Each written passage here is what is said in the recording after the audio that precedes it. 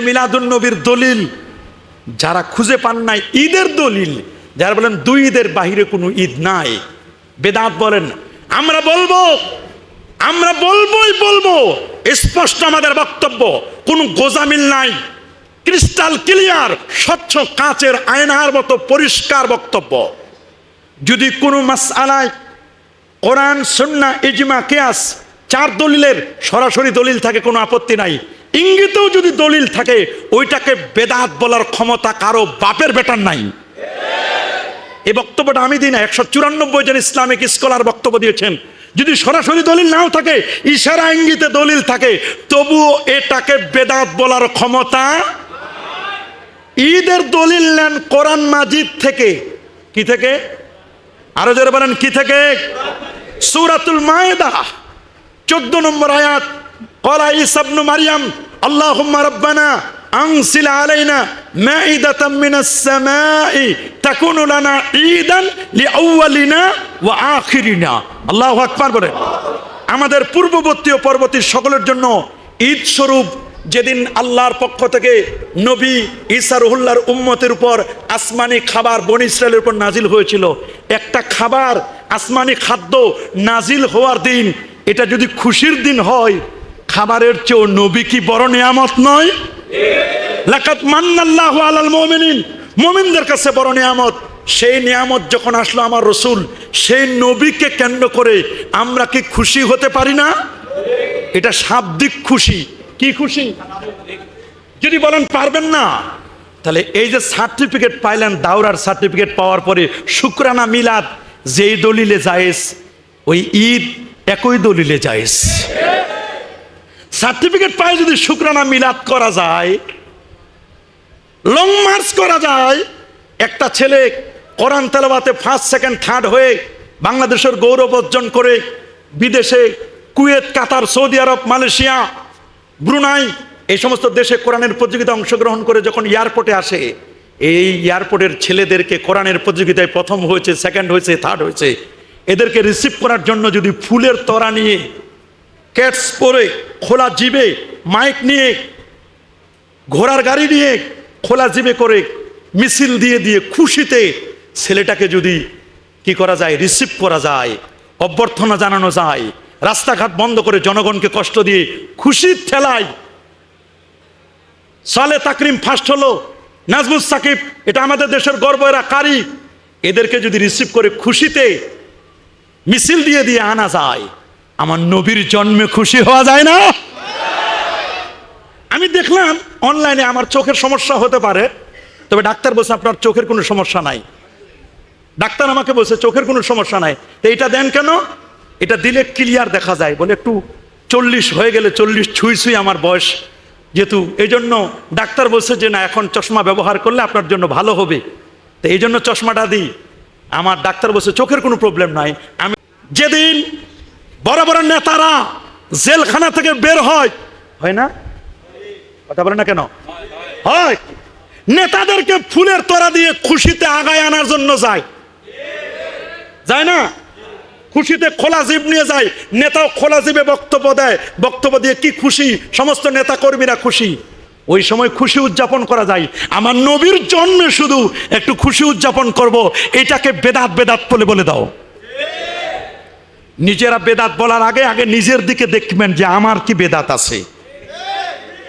2 নম্বর দলিল, 1 নম্বর দলিল দিলাম সূরাতুল মায়েদা, 2 নম্বর দলিল এটাও সূরা মায়েদার 3 নম্বর আয়াত, আল-ইয়াওমা আকমালতু লাকুম দীনাকুম ওয়া আতমামতু আলাইকুম নি'মাতি ওয়া রাদিতু লাকুমুল ইসলাম দীনা। এই আয়াতের তাফসীর করেছেন ইমামে তিরমিজি। আল্লাহু আকবার বলেন। আর আল্লাহু আকবার। 3044 নম্বর হাদিস, সহিহ বুখারী প্রথম খণ্ড 24 নম্বর পৃষ্ঠায় 45 নম্বর হাদিস। আল্লাহু আকবার বলেন। আন ওমর ইবনুল খাত্তাবি রাদিয়াল্লাহু তাআলা আনহু আন্না রাজুলাম মিনাল ইয়াহুদ, ওমর ইবনুল খাত্তাব থেকে হাদিসটি বর্ণিত, ইহুদি এক লোক বলল, ইয়া আমির আল মুমিনিন, হে আমিরুল মুমিনিন, আয়াতুন ফি কিতাবিকুম, তোমাদের কোরআনে এমন একখানা আয়াত আছে, তাকরাউনাহা, যে আয়াতটা তোমরা তেলাওয়াত করো, লাউ আলাইনা মাশারাল ইয়াহুদ নাযালাত লাত্তাখাযনা যালিকাল ইয়াউমা ঈদা, যদি আয়াতটা আমাদের ইহুদি সম্প্রদায়ের উপর নাজিল হতো, আমরা এই দিনটাকে ঈদ বানাতাম। আল্লাহু আকবার বলেন। কয়লা হযরত ওমর জিজ্ঞেস করলেন আইয়ু আয়া, কোন সে আয়াত? কয়লা তিনি বলেন, ইহুদি বলল আল ইয়াউমা আকমালতু লাকুম ইলা আখিরিল আয়াত। হযরত ওমর বলছেন কদ আরাফনা, আমরা জানি যালিকাল ইয়াউমা ওয়াল মাকান আল্লাযী নাযালাত ফীহি আলান নবী সাল্লাল্লাহু আলাইহি ওয়াসাল্লাম ওয়া হুয়া কায়িম বিআরাফা ইয়াউমা জুমআহ। আল্লাহু আকবার। আমরা জানি আয়াত কবে নাজিল হয়েছে, এটা বিদায় হজ্জে আরাফার দিন। নবী যখন সাহাবায়ে কেরামদেরকে উদ্দেশ্য করে বক্তব্য দিচ্ছিলেন, আইয়ুহান নাস তারাকতু ফিকুম, হে মানব জাতি, আমি তোমাদের মাঝে দুটো জিনিস রেখে যাচ্ছি। লাং তাদিল্লু মা ইন তামাসসাকতুম বিহিমা, তোমরা গোমরা হবে না, পথভ্রষ্ট হবে না যতক্ষণ না তোমরা এই দুটোকে আঁকড়ে না ধরবে। এই দুটাকে আঁকড়ে ধরলে তোমরা গোমরা হবে না, এই দুটাকে আঁকড়ে ধরো। বসে নবীর পর ওই দিনে একটা নাজিল হয়েছে, ওটা ছিল দুই ঈদ, এক হলো জুমার ঈদ, আর হলো আরাফাতের দিন, আরাফার দিন ঈদ, দুই ঈদে নাজিল হয়েছে। এটা আমরা জানি, এটা ঈদের দিন। আল্লাহর কোরআনের একটা আয়াত নাজিল হওয়ার দিন যদি ঈদ হয়, আমার নবীর চরিত্র ছিল গোটা কোরআন। আমার নবী যেদিন পৃথিবীতে শুভাগমন করেছে, নবীর জন্মের দিনটা এটাকে ঈদ বলা যাবে না? বলেন যাবে কি যাবে না? আরো জোরে বলেন যাবে না? সহিহ মুসলিম, আমাদের দেশের কিছু ভাই আছে যারা বলেন যদি ঈদে মিলাদুন নবী ঈদ হয়, ঈদের দিন তো রোজা রাখা হারাম। বলে কি না? আপনারা বলেন ঈদের দিন রোজা রাখা কি? সবাই বলেন বছরে 5 দিন রোজা রাখা হারাম। কয়দিন? পরেন ঈদুল ফিতর, ঈদুল আজহা 2 দিন, কয়দিন? আর আইয়ামুত তাশরিকের 3 দিন, 3 আর 2 5 দিন, বছরে 5 দিন রোজা রাখা হারাম। আমার রাসূল তো বলেন নাই যে নবীর জন্মদিনে রোজা রাখা হারাম। হ্যাঁ, নবীর জন্মদিনে রোজা রাখা কি হারাম বলছে? হ্যাঁ, এটা শাব্দিক অর্থে ঈদ।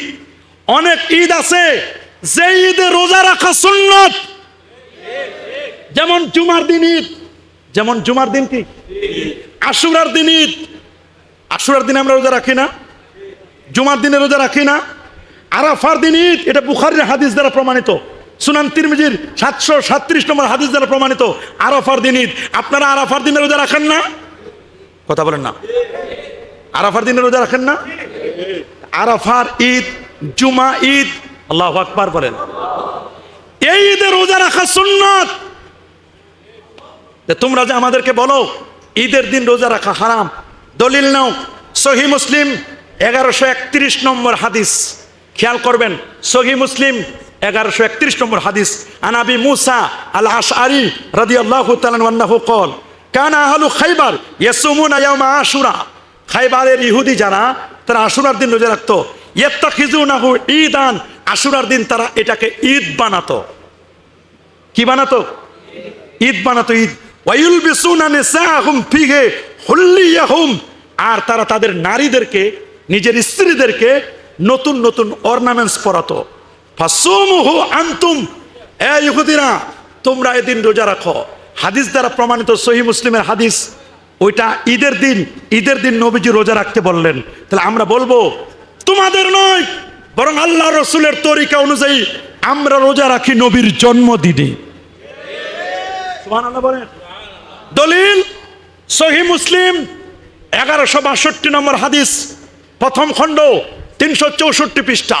আন আবি কাতাদাতা আল আনসারী, আন আবি কাতাদাতা আল আনসারী রাদিয়াল্লাহু তাআলা আনহু আন্নাহু ক্বাল ইন্না রাসূলুল্লাহ সাল্লাল্লাহু আলাইহি ওয়াসাল্লাম সুইলা আন সাওমি ইয়াউমিল ইসনাইন, নবীকে সোমবার দিন রোজা রাখা সম্পর্কে জিজ্ঞেস করা হলো। নবীজি বলেন ফিহি উলিদতু, সোমবার আমি নবীর জন্ম। ওয়া ফিহি আমুতু, এই দিন আমি নবীর ইন্তেকাল। ওয়া ফিহি উনজিলা আলাইয়াল ওয়াহয়ু আওয়ালান, সর্বপ্রথম আমার উপর ওহী নাজিল হয়েছিল সোমবারে। আমি নবী মেরাজ করেছি সোমবারে, আমি নবী হিজরত করেছি সোমবারে। মানুষের আমলনামা আল্লাহর দরবারে উপস্থাপন করা হয়। এই সমস্ত কারণে সোমবারে আমি নবী রোজা রাখি। তোমরাও রোজা রাখো। সোমবার নবীর জন্মদিন, আল্লাহু আকবার। নবী পালন করেছে রোজা রাখার মাধ্যমে। তাই অনেকে বলেন এই দিন তো নবী ইন্তেকালও করেছে, তা জন্মে খুশি হবেন। জন্মে কি হবেন? নবীর ইন্তেকালে তো আপনাদের শোক পালন করা দরকার। এই শোক, ইসলামের শোক হলো 3 দিন। বলেন কয়দিন? সবার মুখে হ্যাঁ বাবা, শোক কয়দিন? তবে ওই মহিলার শোক 4 মাস 10 দিন যে মহিলার স্বামী মারা গেছে, বিধবা নারীর শোক হলো 4 মাস 10 দিন। কয়দিন? এছাড়া আর কোনো শোক নাই। আমার নবীর ইন্তেকালের প্রায় 1500 বছর হয়ে যাচ্ছে, কেন আমরা নবীর ইন্তেকালের শোক পালন করব না? কারণ হাদিস পাকের মধ্যে স্পষ্ট করে লেখা আছে, স্পষ্ট নবীজি বলে দিয়েছেন, এ বাবা ক্লিয়ার করে বলে দিয়েছেন, ইন্না হায়াতি ওয়া মামাতি খায়রুল লাকুম, আমার বেঁচে থাকা এবং আমার ইন্তেকাল দুটোটাই তোমাদের জন্য কল্যাণকর। আল্লাহু আকবার বলেন। আলহামদুলিল্লাহ। নারায়ে তাকবীর, নারায়ে রিসালাত, প্রধান অতিথির আগমন, নারায়ে লুবাবা থেকে হাদিসটি বর্ণিত। ইবনে আব্দুল মুনজির বর্ণনা করেছেন, আল্লাহর হাবিব বলেন, ইন্না ইয়াউমাল জুমাতি সাইয়্যিদুল আইয়াম, নিশ্চয় জুমার দিন সপ্তাহের শ্রেষ্ঠতম দিন। ওয়া হুয়া আফজালু ওয়া আযমু মিন ঈদুল আযহা ওয়া ঈদুল ফিতর, জুমার দিন ঈদুল আযহা ঈদুল ফিতরের চেয়ে উত্তম। কারণ কি? ফিহে খামসু খিলাল, 5টি বৈশিষ্ট্য আছে। নাম্বার 1, ফিহে খালাকাল্লাহু আদম, জুমার দিন ঈদুল আযহা ঈদুল ফিতরের চেয়ে উত্তম।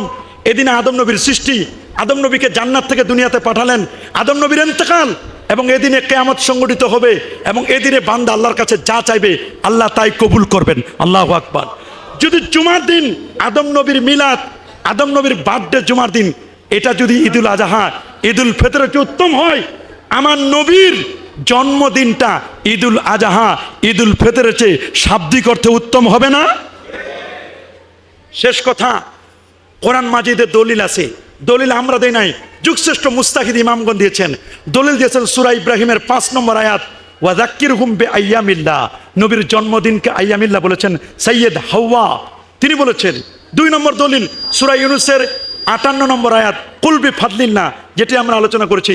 3 নম্বর দলিল সূরাতুল হুদের 120 নম্বর আয়াত, ওয়া কুল্লান নাকুসু আলাইকা মিন আম্বাই রসুল মা নুসাব্বিতু বিহি ফুয়াদাক। এই 3টা দলিল আমরা দিয়ে গেলাম কোরআনুল কারীম থেকে। এই দলিল আমরা দেই নাই, যুগশ্রেষ্ঠ ইমামরা দলিল দিয়েছেন। আর অনেকগুলো আয়াত রয়েছে, ওই যে আখাযাল্লাহু মিসাকান নাবিন সূরা আলে ইমরানের 81-82 নম্বর আয়াত সহ এই আয়াতগুলো প্রমাণ করে নবীর ঈদে মিলাদুন নবী ইশারাতান প্রমাণিত। সুবহানাল্লাহ বলেন। হাদিস সহিহ বুখারী থেকে 2টা হাদিস আমরা শুধু ইঙ্গিত দিয়ে যাব। একটা হলো 4802 নম্বর হাদিস, যেটা আশুরার হাদিস, ইমাম ইবনু হাজার আসকালানি 852 হিজরি আলেম, ইমাম সাখাবি 902 হিজরি আলেম, আল আজবিবাতুল মারদিয়াত 1117 1118 তৃতীয় খণ্ডের এই কিতাবের মধ্যে বলে দিয়েছেন যে নবীর ঈদে মিলাদুন নবীর দলিল আশুরার হাদিসটা, এর চেয়ে বড় দলিল আর কিছুই হতে পারে না। আর দ্বিতীয় আরেকটা হাদিস সহিহ বুখারীর 5101 নম্বর দলিল, যেটা হচ্ছে ক্বালা উরওয়াতু, উরওয়া বলেন কাট্টা কাফের আবু লাহাব নবীর জন্মে খুশি হয়ে আনন্দে আতিশয্যে দাসী আজাদ করার কারণে আবু লাহাব কাফেরের কবর আজাব যদি হালকা হয়, একজন মুমিন নবীর জন্মে খুশি হয়ে ঈমান নিয়ে মরতে পারলে আল্লাহ তার কবর আজাবকে হালকা করে দিতে পারেন না? এই দলিল দিয়েছেন আল্লামা সুয়ুতি 911 হিজরি আলেম, হুসনুল মাকসিদ ফি আমালিল মাউলিদ। আর আমলে দেখাই দিয়েছেন শাহুলুল্লাহ মুহাদ্দিস দেহলভী রহমাতুল্লাহ আব্বাজান শাহ আব্দুর রহিম দেহলভী। তিনি বলছেন প্রতি বছর ঈদে মিলাদুন নবী করতাম, এক বছর কোনো খাবার দাবার পারলাম না, কতগুলো বুট, ছোলা বুট, চনা বিট বুট আমি জমা করেছি, ঈদে মিলাদুন নবীর পরে অনুষ্ঠানের পরে সবার সামনে দিলাম। রাতের বেলা স্বপ্ন দেখি আল্লাহ নবীর সামনে সাহাবায়ে কেরাম বসা, যে বুটগুলো তাবারুক হিসেবে দিয়েছিলাম সব বুটগুলো দিয়ে সবার সামনে নবীর সামনে এগুলো খাচ্ছেন এরা। আল্লাহু আকবার। সুতরাং এটা নিয়ে কেউ দ্বন্দ্ব কলহ এগুলো কেউ করবেন না। আল্লাহ আমাদের সবাইকে কবুল করুন। আমি হুজুরকে বসায় রেখে এত বড় বেয়াদবি করব না, যেটুকু করেছি এই বেয়াদবির জন্য হুজুরের কাছে আমি ক্ষমা চাচ্ছি। আল্লাহ সবাইকে কবুল করুন। ঐক্যবদ্ধ হয়ে আমরা যেন কাজ করতে পারি। হক্কানি রব্বানি পীর মাশায়েখগণ তারা মিলাদ করেছেন, কিয়াম করেছেন, ঈদে মিলাদুন নবী রেলি করেছেন, আমরাও করব। বাড়াবাড়ি করব না। আমার দুধ ভালো, আমার দুধ ভালো এটা বলবো, আরেকজনের দই দুধ টক এটা আমরা বলবো না, নিজেরটা ভালো বলবো। আমাদের দলিল আছে, আমরা আমাদের দলিলের নিরিখেই করি। সমস্ত দেওবন্দীদের মুরব্বী হাজি আমদাদুল্লাহ মহাজিরি বক্কি বলছেন, মাই ফকির মাশরা বেহায় মাই হার সাল মিলাদার ক্যাম্প করতা হো, মাই কিয়াম মে বেহদ লুৎফ লাজ্জাত পাতা হো। প্রতি বছর আমার বাসায় মিলাদ করি, কিয়াম করি, নূর নবীর তাজমে সম্মান করি, ইজ্জত করি, সালাম জানাই, এতে মজা পাই, স্বাদ পাই। তোমরাও মজা পাবে, তোমরাও স্বাদ পাবে, খালি বেদাত বলো না, স্বাদ পাবা। আল্লাহ সবাইকে কবুল করুন। আমি সাহেবের কাছে দোয়া চেয়ে, আপনাদের কাছে দোয়া চেয়ে আমার অসমাপ্ত বক্তব্য এখানে শেষ করছি।